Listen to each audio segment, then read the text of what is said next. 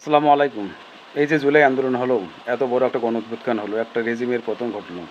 এখন এই আন্দোলন শেষে সবচেয়ে বড় বেনিফিশিয়ারি কে? কে সবচেয়ে উপকৃত হলো? কে সবচেয়ে লাভবান হলো? এই প্রশ্নগুলো কি কেউ কখনো নিজেকে করেছেন? একটু চিন্তা করে দেখেন। জুলাই আন্দোলনের কত শত মানুষ মারা গেল।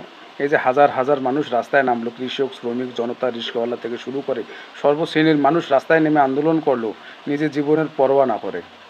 এখন লাভটা কে খাচ্ছে? লাভের গুড়টা কার ভাগে বেশি যাচ্ছে? একটু চিন্তা করে দেখেন। যে কিছুদিন আগে খাওয়ার জন্য টাকা পাইতো না, সে এখন প্রাড়তে চড়ে। কেউ কিছুদিন আগে থাকার জন্য জায়গা পেতো না, সে এখন মানে বহুতল অট্টালিকা ভবনে অফিস করে। বাপের জমিদারি দিয়ে কেউ আবার কী করে, 50 টাকার গাড়ি বহর করে। এই কোটি কোটি টাকা তারা লাভবান হয়ে গেল। লাভ আসলে কার হলো? আপনার? আমার? না কার? কাকে ভেঙে কে খেলো? কার লাভটা আসলে কে পেল? একটু প্রশ্ন করবেন। নিজেকে জানান।